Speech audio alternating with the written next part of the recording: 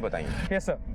चालाक मुजरिम अक्सर पुलिस को गुमराह करने के लिए शक की सुई किसी और की तरफ घुमाने की कोशिश करता है, पर एक मिनट के लिए सारी बातें भूल करके बेसिक्स की तरफ चलते हैं। ये बताओ, प्रकाश यादव की मौत से सबसे ज्यादा फायदा किसे हुआ? उसकी बीवी और उसके बेटे को। करेक्ट। इस उदय को उठाओ, टटोलते हैं। सर कुछ पता चला? नहीं चला है तो चल जाएगा, इसलिए तुझे यहां बुलाया। कत्ल वाले दिन ऑफिस के पार्किंग लॉट में तो 2 घंटे किसी का इंतजार कर रहा था, और जैसे तेरे बाप की गाड़ी निकली तो उसके पीछे हो लिया।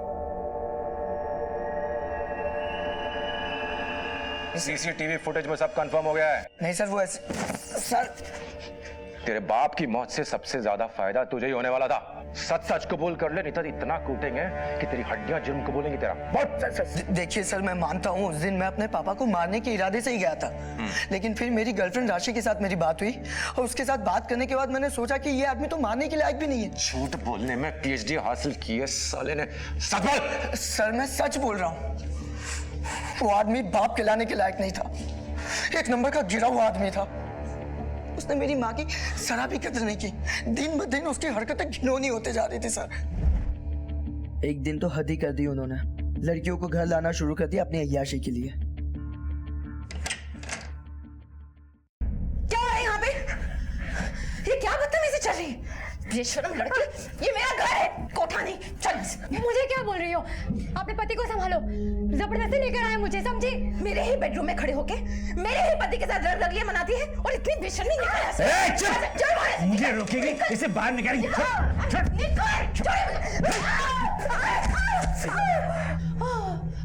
मार डालूंगा इसको मैं। क्या कर रहे हो? हाथ उठा दो। छोड़ूंगा नहीं, छोड़ूंगा नहीं तुम। छोड़ूंगा नहीं।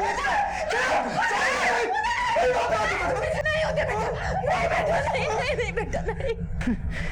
हाथ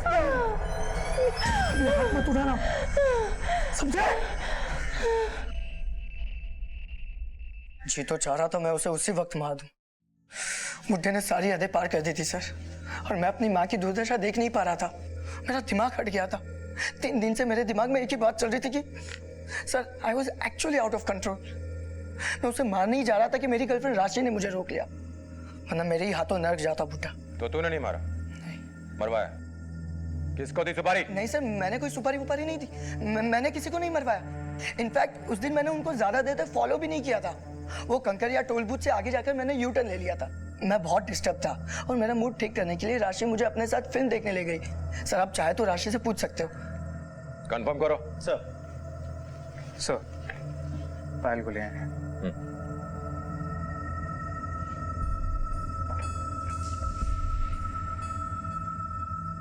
पायल, मुझे एक बात समझ में नहीं आ रही कि तुम प्रकाश की मौत के बाद खुश हो या दुखी? दुखी हूँ सर। लेकिन दुख तो तुम्हारे चेहरे पर नजर नहीं आ रहा। अच्छा ये बताओ कि तुम दोनों के बीच ये सब कैसे शुरू हुआ? सर जब मैंने ये जॉब ज्वाइन किया मैं बहुत खुश थी। प्रकाश सर से मिलने के बाद ऐसा लगा कि वो बहुत अच्छे इंसान हैं। वो मेरी हर चीज से खुश थे, मेरे काम की बहुत तारीफ करते थे। कंपनी ज्वाइन करने के बाद ऐसा लगा कि लाइफ में जितनी भी प्रॉब्लम्स है सब आसानी से सॉल्व हो जाएंगी, पर ऐसा कुछ भी नहीं था सर। प्रकाश सर भेड़ की खाल में भेड़िया थे। एक दिन मुझे एक पार्टी में लेकर गए, मेरी कोल्ड ड्रिंक में कुछ मिला दिया उन्होंने, मैं बेहोश हो गई, और जब होश में आई तो उन्होंने मेरी एक वीडियो बना ली थी। तो तुमने पुलिस कंप्लेंट क्यों नहीं की उस वक्त? कैसी कंप्लेंट सर? एक बहुत छोटी सी जगह से हूँ मैं, मिडिल क्लास फैमिली से। प्रकाश जैसे लोगों के सामने हम लोग कैसे टिक पाते? पापा नहीं है हमारे, 2 छोटी बहनें हैं, मम्मी है, उन सबकी जिम्मेदारी, घर का सब ध्यान रखना, सब कुछ मैं ही करती हूँ। डर गई थी अगर मुझे कुछ हो गया तो उनको कौन संभालेगा। सर मजबूरी थी, इसलिए झुकती चली गई। और जब पानी सर से ऊपर चला गया तो तुमने फैसला किया कि उसे रास्ते से हटा दिया जाए? नहीं सर, ऐसा कुछ भी नहीं है, आप गलत समझ रहे हैं। तो फिर सही क्या है? सर फोन रिकॉर्ड के हिसाब से रीमा का फोन उसी इलाके में था जहां से हमें प्रकाश की लाश मिली। मैंने उसे थाने बुला लिया सर। कहीं तुमने रीमा के साथ मिलकर कोई चक्कर तो नहीं चलाया? नहीं सर, जब से हम सर के करीब हुए थे तब से रीमा हमारे नाम से भी नफरत करती थी। ये रीमा के प्रकाश के साथ कैसे संबंध है? सर पहले तो सब कुछ ठीक था, बाद में सब गड़बड़ा गया। इसमें रीमा की कोई गलती नहीं थी। वो तो ये जॉब छोड़कर जाना चाहती थी, लेकिन सर नहीं चाहते थे कि वो जॉब छोड़कर जाए। बुड्ढे ने तुम्हारे पर्क्स काटे तो तुमने उसका लिंक काट दिया। नहीं सर, ये सब झूठ है। तुम्हारे कॉल रिकॉर्ड से साफ पता चलता है कि 25 मई की रात तुम उसी इलाके में थी जहां प्रकाश की लाश मिली। 25 मई की रात को मैं एक पार्टी में गई थी। मैं आपसे पहले भी कह चुकी हूँ। किसकी पार्टी? सर, मैं अपने बॉयफ्रेंड नितिन के साथ गई थी। वो मुझे वहां लेकर गया था। देखिए, पता करो उस नितिन का।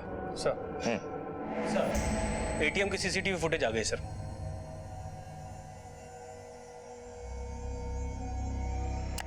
कौन है ये और ये यहाँ क्या कर रहा है? इसने पैसे तो निकाले नहीं। नहीं सर।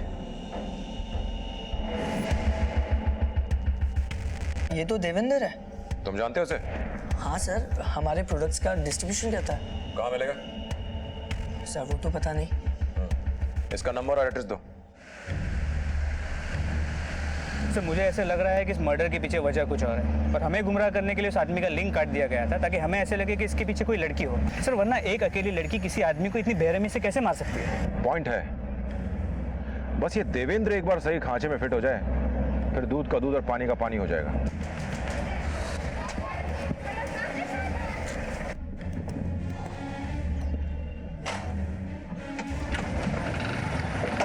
देवेंद्र, बड़ी जल्दी में लग रहे हो, कहाँ जा रहे हो? जी कुछ नहीं, बस ऐसे ही काम से जा रहा है। एक मिनट इधर आओ, तुम्हें कुछ दिखाना है।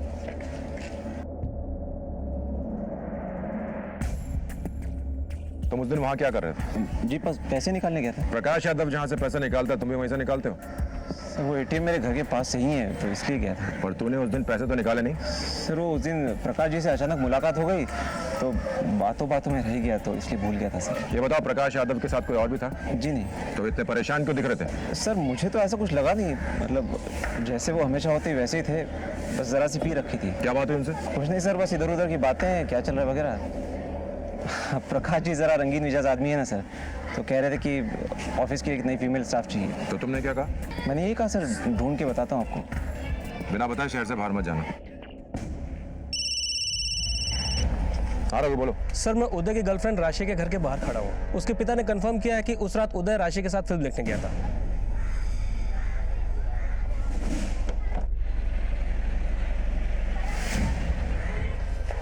सर रीमा के बॉयफ्रेंड नितिन को उठा रहा है, आपके कैबिन में बैठा है।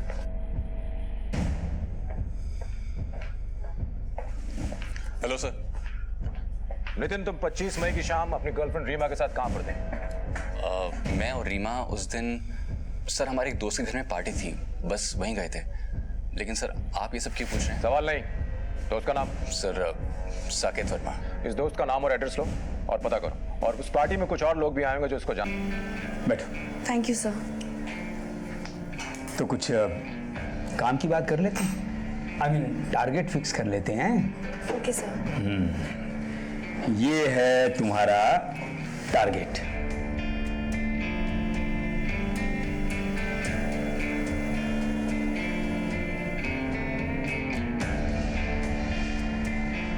क्यों कम है? बताओ, बढ़ा दें? भाई तरक्की करनी है, ऊपर जाना है तो परफॉर्मेंस तो देनी होगी।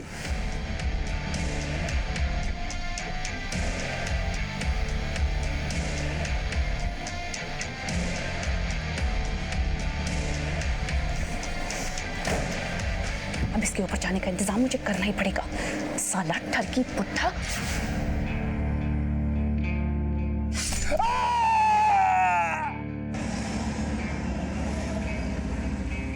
Please stop it sir. अब शादीशुदा हूँ मैं। ये तो बड़ी अच्छी बात है। अरे तुम्हें तो खुश होना चाहिए, ऐश करेंगे हम और बिल फटेगा तुम्हारे पति के नाम का।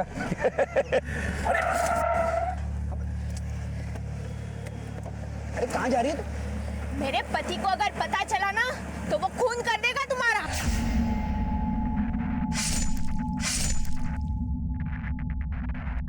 सर ये क्या कर रहे हैं आप? मसाज, अपनी कंपनी का नया मसाज वाला है ना, ट्राई कर रहा हूँ। कैसा लग रहा है पायल? अच्छा लग रहा है? मजा आ रहा है ना? सर हम ऑफिस में। तो क्या हो गया? मेरा ऑफिस है, मेरा केबिन है, कोई नहीं आएगा यहाँ पे। Good morning ma'am. Good morning Juhi. Sir अंदर है? Yes ma'am. Good morning madam ji. Madam ji आप बताई होती तो अपने नीचे आ जाते। सर खुशबू भी बड़ी अच्छी है, मज़ा आ रहा है, मुझे भी आ रहा है। शंकर, जी मैडम जी। जी मैडम जी वो ये क्या हो रहा है यहाँ पे? ये वो क्या कर रही हो? स्टाफ नहीं है। अच्छा, तो तुम क्या कर रहे थे स्टाफ के साथ? तुम्हारी समझ में अभी नहीं आएगा। जब बीच चौराहे पे खड़ा करके तुम्हारी इज्जत का जनाजा निकालूंगी ना, तब समझोगे। शरीर में जितनी गर्मी है सब निकल जाएगी। और तुम, अगर तुम्हारी जवानी इतना ही जोर मारी है तो चौक पे क्यों नहीं जाके बैठ जाती? Get out, out now.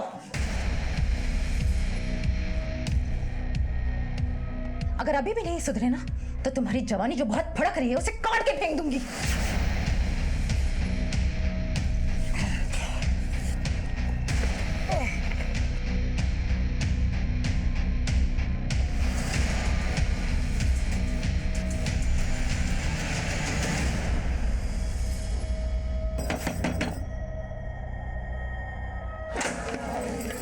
आ गई दीदी आप, कैसे हो आप?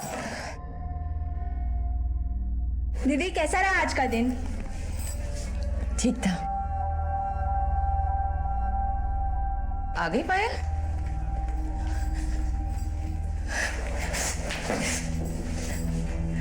पायल, क्या हुआ बेटा? मम्मी आज ऑफिस में बॉस की वाइफ ने सबके सामने मेरी बेइज्जती की।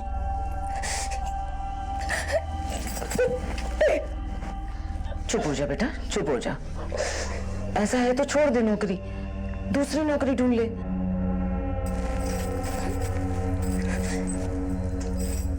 ऐसे कैसे नौकरी छोड़ दूं मम्मी? दूसरी नौकरी मिलना इतना आसान नहीं है। और कौन सी कंपनी मुझे इतनी अच्छी सैलरी पे नौकरी देगी? कौन सी मुझे इतनी अच्छी अंग्रेजी आती है या कोई मैनेजमेंट कोर्स किया है जो किसी कंपनी में मैनेजर बनने के सपने देखूं? और मम्मी अगर मैंने नौकरी छोड़ दी तो दोनों छोटी बहनों की पढ़ाई का क्या होगा? घर के खर्चे कैसे चलेंगे? और तुम ही बताओ मम्मी, कौन सी कंपनी का बॉस ऐसी हरकतें नहीं करता? मेरी सारी सहेलियां, रोजी, नीना, टीना, सब इसी तरह की हरकतों की बातें करती हैं। उन सबके भी ऐसे ही हालात हैं। मैंने भी इसे अपनी किस्मत मान लिया है। बस बेटा बस, शांत हो जा। मैं तेरे लिए पानी लेकर आती हूँ। मम्मी, चकना भी तैयार रखना, वो आता ही होगा। आज सारे देश में अक्सर महिलाओं को कामकाज के लिए घर से बाहर निकलना पड़ता है, लेकिन हमारे सभ्य समाज में कुछ असभ्य लोग ऐसे भी हैं जो अपने रुतबे, अपनी बड़ी पोजीशन के बल पर अपनी सहकर्मी महिलाओं का फायदा उठाते हैं, उनका शोषण करते हैं। शहर हो या गांव, सड़क हो या दफ्तर, महिलाएं ऐसे असभ्य लोगों से कहीं पर भी सुरक्षित नहीं है। हमारा आज का केस भी ऐसी ही पीड़ित महिलाओं का है जिनका शोषण किया जा रहा था।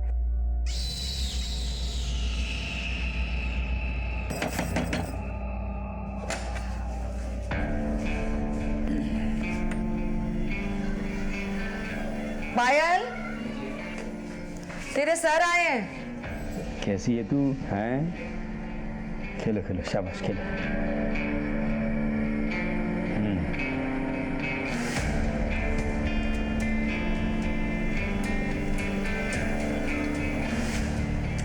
कब तक चलता रहेगा ये सब? जब तक हमें आनंद आता रहेगा तब तक। आज पूरे ऑफिस के सामने आपकी बीवी ने मेरी कितनी बेइज्जती की है। बैठो बैठो यार। अरे वो पागल औरत है, उसकी बातों को सीरियसली क्यों लेती हो? अच्छा चलो, उसकी इस बेहुदा हरकत के लिए मैं तुमसे माफी मांगता हूँ, ओके? अरे यार, उस औरत के चक्कर में तुम हमारी शाम क्यों खराब कर रही हो? आ जाओ।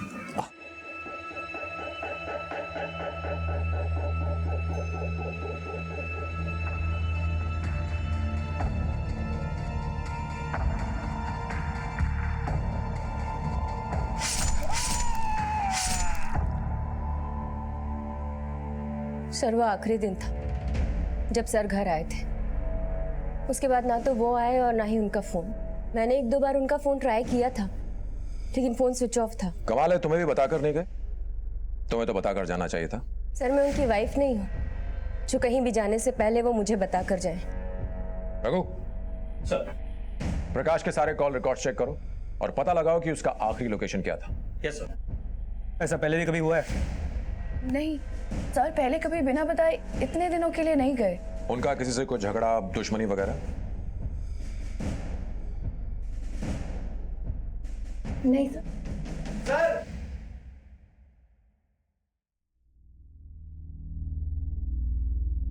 सर, ये कुछ अश्लील किताबें, ड्रॉर से ये ब्लू फिल्म की सीडीज और ये कुछ कॉन्डम्स मिले हैं सर। ऑफिस में कॉन्डम्स? सर डेस्क से कॉन्डम मिले हैं।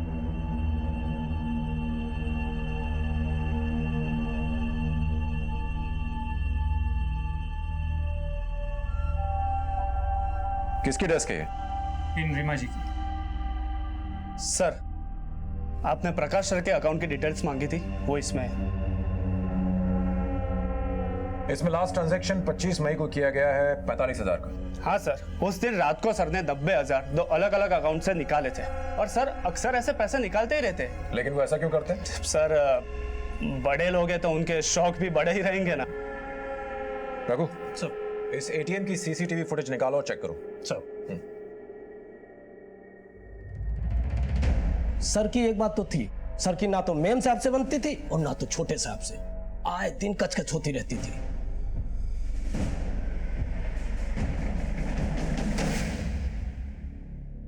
तो आपने अपने पति को धमकी दी थी? धमकी नहीं, उसे तो उदय, तुम चुप रहो। पति के नाम पे कलंक थे वो, दुनिया भर में मुंह मारते फिरते थे। उन्होंने घर को कभी घर समझा ही नहीं, बीवी के रहते दूसरी औरतों के पीछे भागते रहे। तो क्या आरती उतारती उनकी? मैं तो चाहता हूँ कभी वो वापस ही ना आए, मुक्ति मिले हमें। तो फिर मिसिंग कंप्लेंट क्यों लिखाई? इन्हें पूछिए, इन्होंने लिखवाई है। और क्या करती मैं?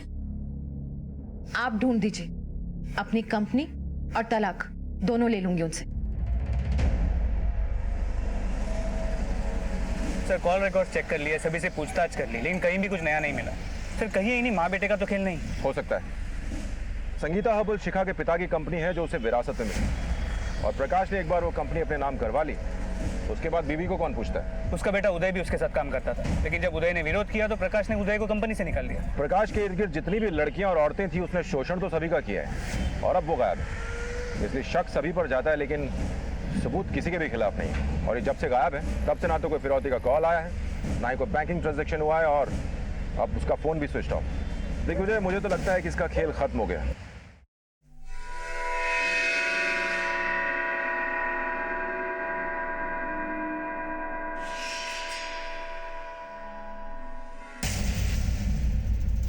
अरे ये तो किसी आदमी का कान है। ए, इधर आओ इधर आओ। अरे यहाँ पर देखो कान पड़ा है।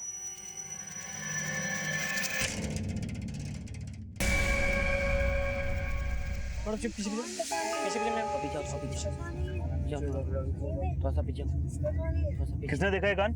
साहब मैंने। किसी ने हाथ तो नहीं लगा? नहीं सर, ना मैंने छुआ ना किसी को छूने दिया। गुड, थोड़ा पीछे बच्चे तुम लोग।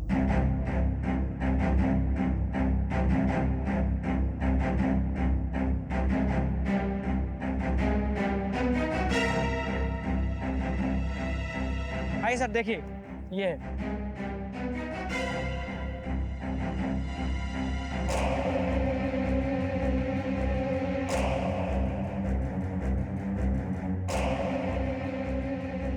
सर यहाँ नाक पड़ी है।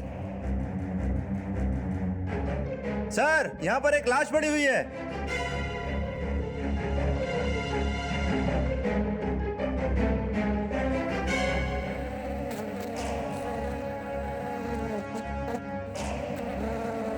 नाक और कान कटे हुए हैं, लिंग भी कटा हुआ है।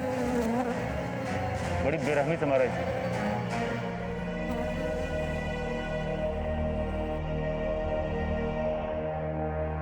सर किसी प्रकाश यादव का नाम है और संगीता हर्बल्स का एड्रेस लिखा हुआ है, और डेबिट कार्ड पर भी प्रकाश यादव है सर। सर कहीं ये वही आदमी तो नहीं है जिसकी मिसिंग कंप्लेंट हमें थाना हजरतगंज से आई थी? हेलो, इंस्पेक्टर रवि, मैं इंस्पेक्टर मोहन कुमार बोल रहा हूँ बछरवा थाने से।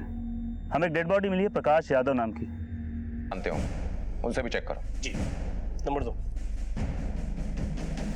लखनऊ के प्रकाश यादव की लिंक काटकर की गई हत्या पुलिस के लिए भूल भुलैया बनी हुई थी। पुलिस ने रीमा, पायल, उदय सबसे पूछताछ की, लेकिन किसी के खिलाफ उन्हें कोई ठोस सबूत नहीं मिल पा रहा था। इनफैक्ट पुलिस को इस केस का सिरा नहीं मिल पा रहा था। इस केस में अब तक जो एक चीज मिसिंग थी वो थी प्रकाश यादव की कार, जो अब तक पुलिस को नहीं मिली थी, लेकिन पुलिस उसे ढूंढने की पूरी कोशिश कर रही थी। उस दिन अगर प्रकाश के साथ कोई था तो उसे उस एटीएम पर भी होना चाहिए था, क्योंकि शराब खरीदने के लगभग आधे घंटे बाद ही प्रकाश ने 90,000 रुपए निकाले थे। पर देवेंद्र ने हमें बताया कि उस दिन प्रकाश के साथ वहां कोई नहीं था। वही तो, मुझे लग रहा है ये देवेंद्र झूठ बोल रहा है। तुम एक काम करो, प्रकाश के गायब होने से लेके अब तक के यानी पिछले 7 दिनों के बैंक रिकॉर्ड्स और कॉल रिकॉर्ड्स निकालो इस देवेंद्र के।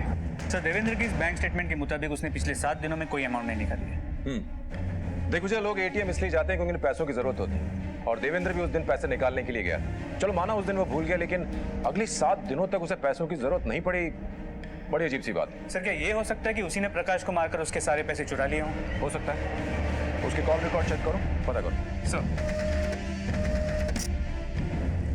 सर, मर्डर के वक्त देवेंद्र उस इलाके में नहीं था, पर हाँ, उस दिन प्रकाश की बात देवेंद्र से जरूर हुई थी। और एक बात सर, देवेंद्र का फोन मर्डर के वक्त स्विच ऑफ था सर।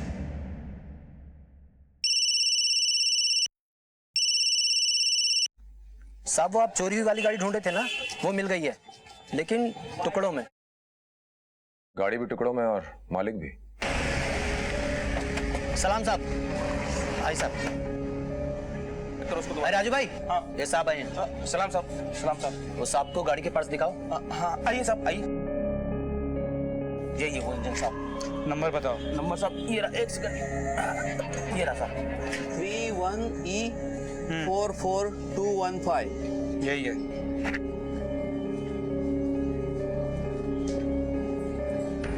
सर, नंबर मैच करता है। इंजन प्रकाश की कार की है। ये कार तुम्हें किसने भेजी? ये साहब माखनलाल तिवारी और बेरी प्रसाद सर, आजाद नगर साहब, इन लोगों ने बेचा था साहब।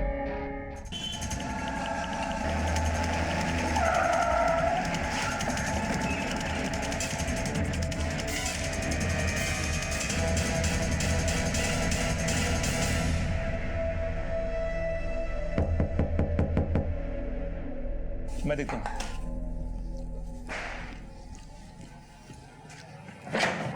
पुलिस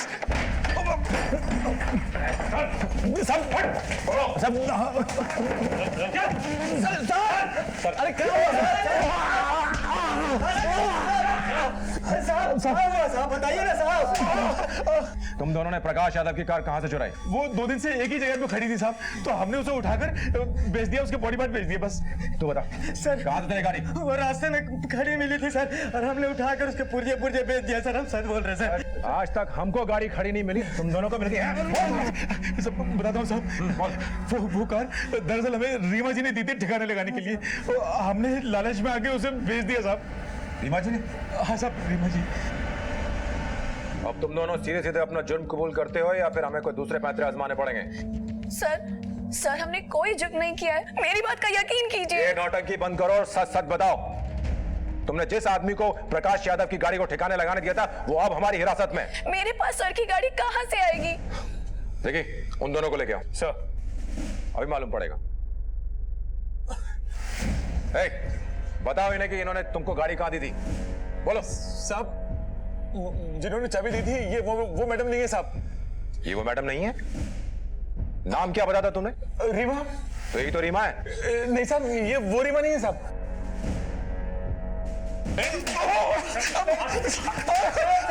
एक मिनट, देखिए साहब, ये देखिए साहब, इस नंबर पे फोन लगाया था, रीमा जी से बात की थी साहब। ये देख लीजिए साहब, हम झूठ नहीं बोले साहब।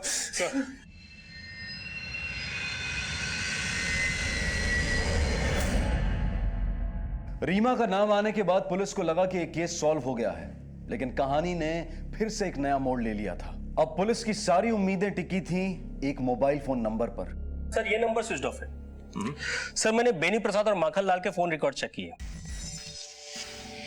ये दोनों की सेल फोन लोकेशन उस जगह पे थी जहां हमें प्रकाश की बॉडी मिली। लेकिन इससे ये बात तो साबित नहीं होती ना कि इस मर्डर में इन दोनों का हाथ है। लेकिन सर, उस दिन इन दोनों के नंबर इस नंबर से कांस्टेंट टच में थे। मुझे डाउट हुआ तो मैंने देवेंद्र का डेटा भी टैली किया। वो भी इसी नंबर से रेगुलर टच में था सर। पता करो कि ये नंबर किसका है। सर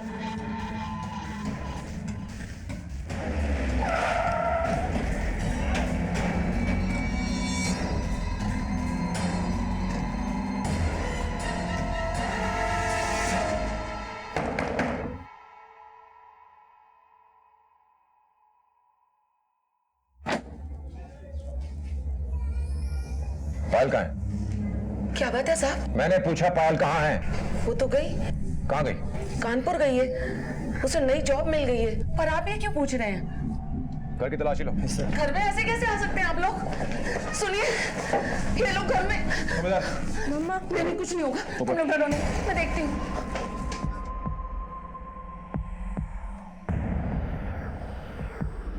साहब, आप लोग मुझे बताते क्यों नहीं? ये पायल के कमरे की तलाशी क्यों ले रहे हैं? क्या चाहिए आप लोगों को?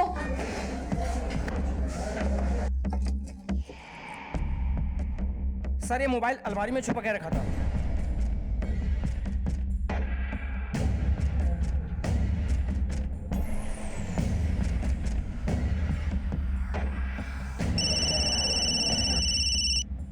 ये तो वही नंबर है जिसकी हमें तलाश है।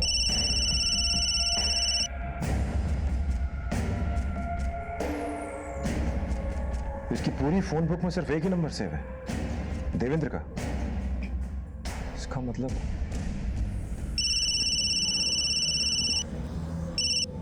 हाँ देख विजय। सर ये देवेंद्र गायब है, उसके घर वालों को भी नहीं पता कि वो कहाँ है। उसका फोन ट्रैक करो, देवेंद्र को पकड़ना बहुत जरूरी है। पायल भी उसी के साथ होगी। जी सर। आप देवेंद्र को जानती हैं? पायल उससे कहाँ मिली? ऑफिस में। वो नौकरी के लिए आया था, बड़ा ही नर्वस था। पायल उसे मिली तो पायल ने उसका हौसला बढ़ाया।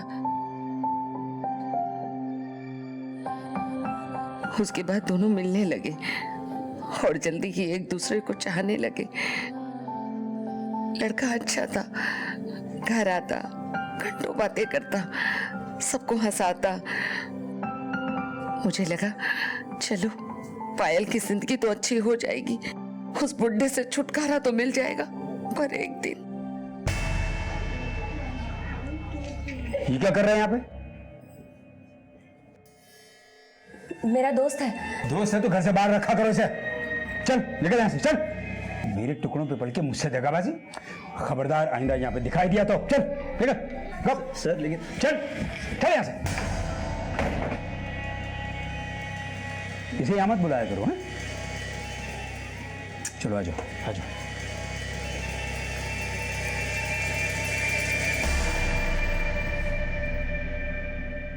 वो तो पीछे ही पड़ गया था साहब उन दोनों के, चैन से जीने नहीं दे रहा था। अच्छा हुआ मर गया। सर ये लोग उत्तम नगर से होते हुए लखनऊ से बाहर जा रहे हैं, आपसे तकरीबन 20 किलोमीटर दूर। कौन से रोड पे है वो? सर अब ये सीतापुर रोड की तरफ जा रहा है। सीतापुर के रोड पे लो।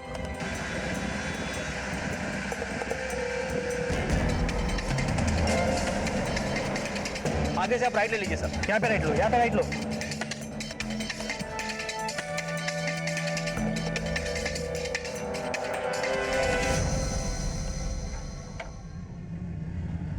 अभी ये कहीं रुके हुए हैं।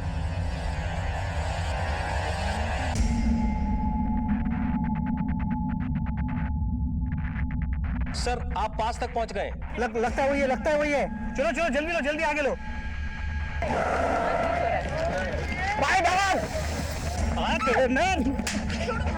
क्या? अरे मैं क्या है? थाने में चल, बता दे तुझे क्या किया है। डालो इसको अंदर। चल कह रहा यार मेरे साथ है तू।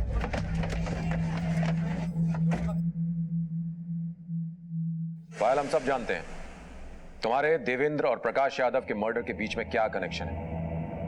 अब सीधी तरह बताना शुरू करो, नहीं तो जो लेडी कांस्टेबल खड़ी है इसने बहुत दिनों से किसी की धुलाई नहीं की है।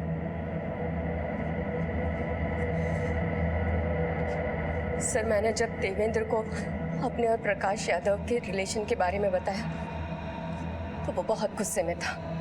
उस आदमी को जिंदा रहने का कोई अधिकार नहीं था। उसने पायल का वीडियो बना के रखा था और आए दिन उसके साथ बलात्कार करता था। परेशान हो चुकी थी पायल उससे, इसलिए मैंने फैसला किया कि पायल को उस आदमी से मुक्ति दिलाऊंगा। सर, प्रकाश यादव हमेशा मेरा फ़ोन चेक किया करता था, इसलिए देवेंद्र ने मुझे एक नया फ़ोन और एक नया नंबर लाकर दिया था।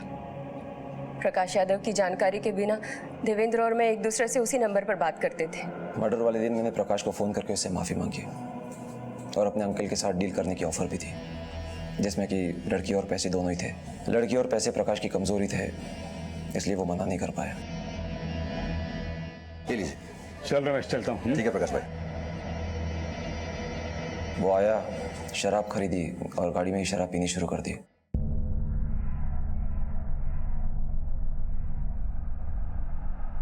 फिर मैंने उसे बताया कि मेरे अंकल एक बार में हमारा इंतज़ार कर रहे हैं। रास्ते में उसने एटीएम से कुछ पैसे निकाले और बाद में गाड़ी बाहर की तरफ मोड़ दी। लेकिन वो गाड़ी कभी भी अपनी मंजिल तक नहीं पहुंची। नहीं। सर, ज़रा गाड़ी रोकिए ना।